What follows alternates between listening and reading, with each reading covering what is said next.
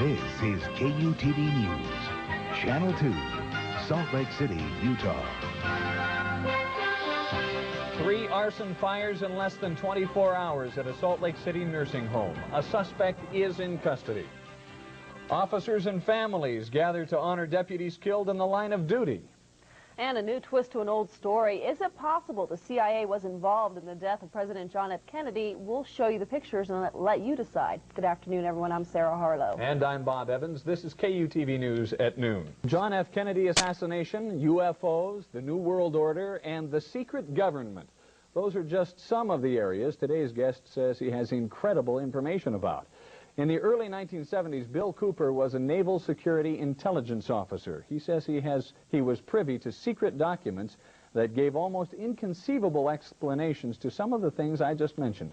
Bill Cooper, thanks for being with us today. Let's talk about the JFK assassination. CIA plot? Well, from the top secret documents that I read while I was in Naval Intelligence, it concerned the Central Intelligence Agency, the Secret Service, Division 5 of the FBI, and the Office of Naval Intelligence, and that's why I was able to view these documents. Now, why would the CIA and the security community want to kill the president?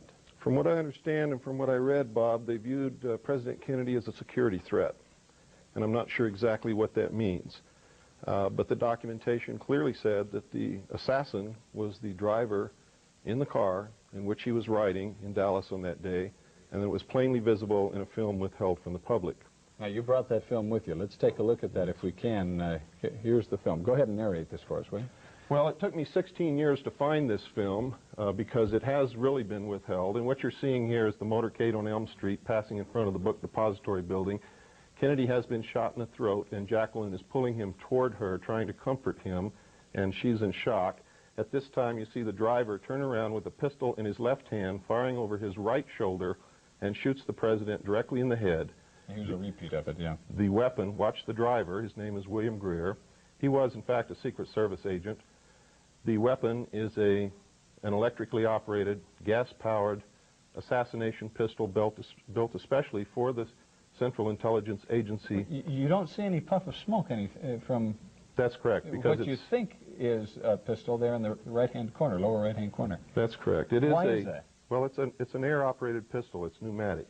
And it actually fired an exploding pellet which injected shellfish toxin into the president's brain so that if the actual explosion of the pellet itself did not kill him, the toxin would. Now, did you read all of this Yes. in the documents? Yes, and that's why his brain was switched for another brain in transit between Parkland Hospital in Dallas and Bethesda Naval Hospital in Washington, D.C. Now, what about Oswald? Oswald was a patsy. We have a photograph of him actually standing in front of the book depository building in the doorway watching the motorcade as it goes by. That is Lee Harvey Oswald there.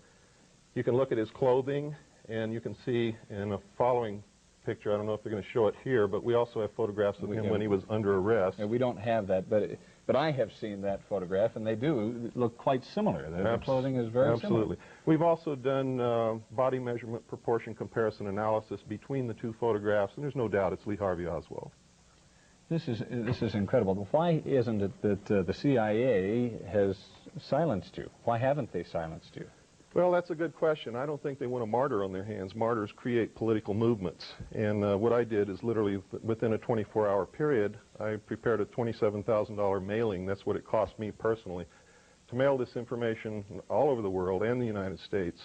And so they're faced with a dilemma. Do they allow me to speak and allow people to doubt what I'm saying, or do they do something overt toward me to silence me and thus verify that everything that I have said is true?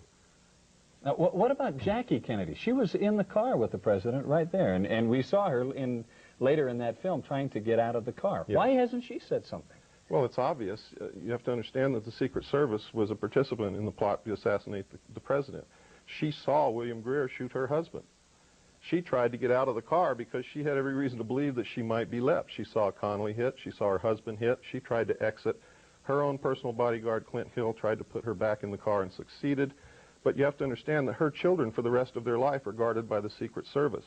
She is also under protection of the Secret Service.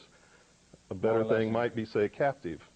you might say. You have a seminar coming up on Saturday at Taylorsville High School Auditorium. All the tickets are available at all Smith Tix locations. But you'll talk about this, and you'll talk about a bunch of other things. Many other things. Saturday, 11 a.m. All right. Bill Cooper, thanks for being with us. We appreciate it. Thank you, Bob. When we come back, we will continue our look at multiple personality disorder when the News at Noon continues.